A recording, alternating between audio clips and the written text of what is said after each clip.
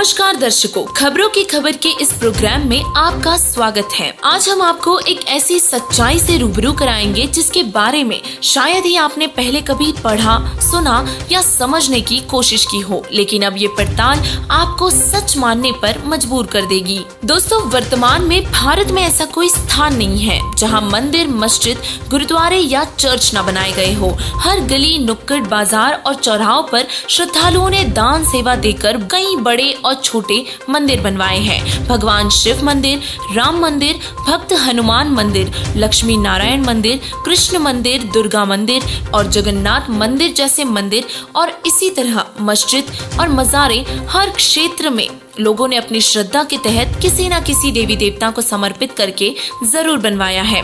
मंदिरों में भगवान शिव, पार्वती जी, विष्णु, लक्ष्मी जी, ब्रह्मा, सावित्री जी, गणेश जी, हनुमान जी, कृष्ण जी, दुर्गा देवी इत्यादियों की मूर्तियां रखी होती है और कहा जाता है कि मंदिर में जाकर या मस्जिद में जाकर भगवान से प्रार्थना करने से भगवान सबकी प्रार्थना सुनते हैं।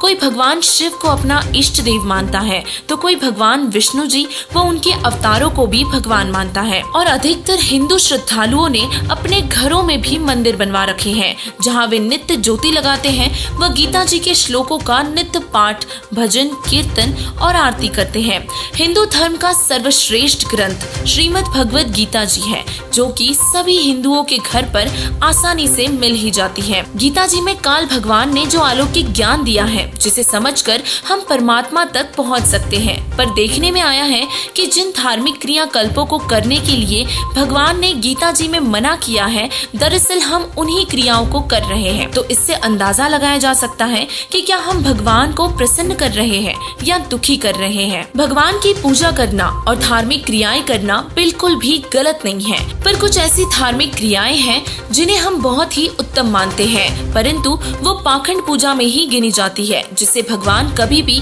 प्रसन्न नहीं होते, क्योंकि वो धार्मिक क्रियाएं गीता जी में भगवान द्वारा बताए जाने वाले ज्ञान व उनके आदेश से मेल ही नहीं खाती। और इसी प्रकार मूर्ति पूजा करना भी किसी पाखंड से कम नहीं है। एक महान संत ने कहा है कि भगवान के आदेश के विरुद्ध जाकर भक्ति करना और आत्महत्या करने में कोई अंतर नहीं है। आत्महत्या करके व्यक्ति अपना मनुष्य जीवन स्वयं नष्ट करता है और गलत और मनमानी पूजा करना भी फांसी पर लटक कर जीवन नष्ट करने जैसा ही मानिए। देवी देवताओं की मूर्तियों को प्रतिदिन स्नान करवाना, आरती उतारना, मूर्तियों से प्रार्थना करना, शिवलिंग की पूजा करना, शंखनाद करना, ये सभी क्रियाएं पाखंड पूजाओं का ही हिस्सा है। अब हम आपको सच से परिचित करवाकर आपके अनमोल मनुष्य जीवन को बेकार जाने से बचाना चाहते हैं। तो आइए अब आपको गीता जी के उन श्लोकों से परिचित करवाते हैं जिसमें मूर्ति पूजा का खंडन किया गया है। श्रीमद् भगवद गीता अध्याय 16 के श्लोक 23 और 24 में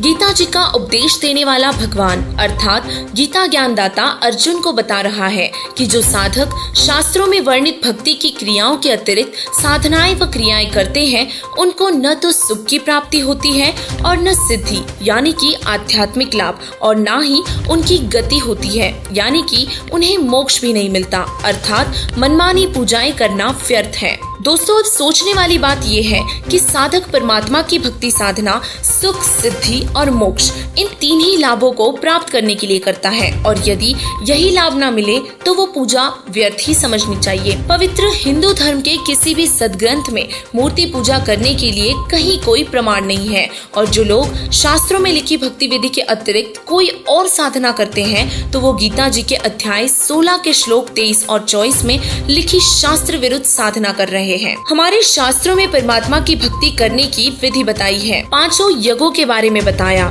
ज्ञान यज्ञ, हवन यज्ञ, धर्म यज्ञ, ध्यान यज्ञ और प्रणाम यज्ञ। इनका वर्णन हमें हमारे वेदों व गीता जी में मिलता है। इसके अतिरिक्त की जाने वाली सभी धार्मिक क्रियाएं शास्त्र विरुद्ध हैं, जिसका कोई लाभ नहीं है। जिस तरह बिजली से हमारे घर की सभी लाइटें जगती हैं, पंखे चलते हैं और जिस प्रकार बिजली के बहुत से लाभ हैं, परंतु यदि हम बिजली के नियमों का पालन न करते हुए बिजली की तार को हाथ में पकड़ ले तो बिजली से करंट भी लग जाता है और मौत का कारण भी बनता है। और इसीलिए परमात्मा के नियमों को भी बिजली की तरह ही जाने, जो नियम में रहने से तो बहुत लाभ ही लाभ देगा, परंतु नियम से बाहर होते ही स्थिति विपरीत भी हो जाती है। सब मानते हैं कि परमात्मा सर्वव्यापी है, सबका भला करता है। जैसे बिजली से लाभ लेने हेतु हमें नियमों का पालन करना होता है, इसी तरह परमात्मा से लाभ लेने के लिए भी जिस प्रकार की पूजा विधि हमें शास्त्रों में लिखी है, उन्हें ज्यों का त्यों करना आवश्यक है तथा वेद,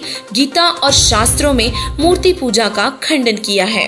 विश्व स्तरीय संत कबीर साहिब जी अर्थात पूर्ण परमेश्वर कबीर साहिब जी ने पत्थर पूजा व मूर्ति पूजा का खंडन करते हुए कहा है कि कबीर पत्थर पूजे हरि मिले तो मैं पूजू पहाड़, ताते तो चक्की भली जो पीस खाए संसार। वेद पढ़े पर भेद न जाने, ये बांचे पुराण 18, पत्थर की पूजा करे भूल गए सृजनहारा। कबीर साहिब जी ने बहुत ही स्पष्टता से बता दिया है कि अगर पत्थर पूजने से भगवान मिल सकता है तो मैं पहाड़ की पूजा करूं, लेकिन वो पत्थर की मूर्तियां भगवान से नहीं मिला सकती।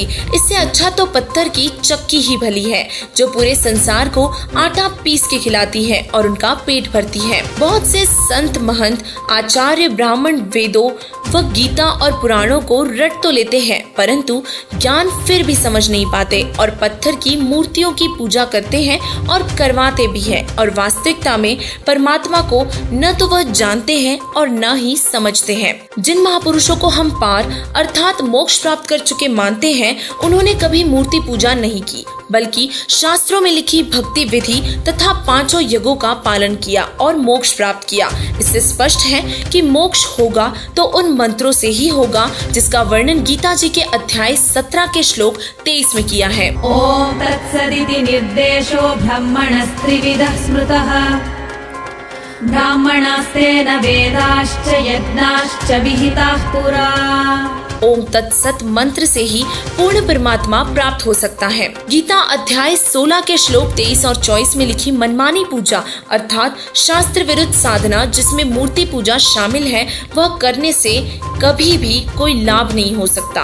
दोस्तों, ये सब पवित्र शास्त्रों का अनमोल ज्ञान एक ऐसे संत ने बताया है जिसने वेदों, गीता, पुराणों व उपनिषदों को अच्छी तरह से छान लिया है और जनता के सामने रूबरू भी कर दिया है। वो महान संत कोई और नहीं बल्कि जगत गुरु तत्वदर्शी संत रामपाल जी महाराज जी हैं, जिन्होंने न केवल हिंदू धर्म के शास्त्रों को जाना पढ़ा बल्कि बाकी सभी धर्मों के पवित्र सदग्रंथों को भी अच्छे से समझा है और हमारे सामने पेश किया है। तो आप सभी से प्रार्थना है कि शास्त्र विरुद्ध साधना करके अपना मनुष्य जीवन व्यर्थ न करे और जितना जल्दी हो सके मूर्ति पूजा त्याग कर सदगुरु संत रामपाल जी महाराज जी का तत्व ज्ञान सुने, समझे व नाम दीक्षा ग्रहण करके शास्त्रों में वर्णित मंत्रों का जाप कर मोक्ष करवाए। तो दर्शकों, आज की हमारी इस पेशकश में सिद्ध हुआ कि मूर्ति पूजा करने से कभी कोई लाभ नहीं हो सकता। आगे भी ऐसी ही आध्यात्मिक जानकारी प्राप्त करने के लिए बने रहे ऐसे न्यूज के साथ। धन्यवाद।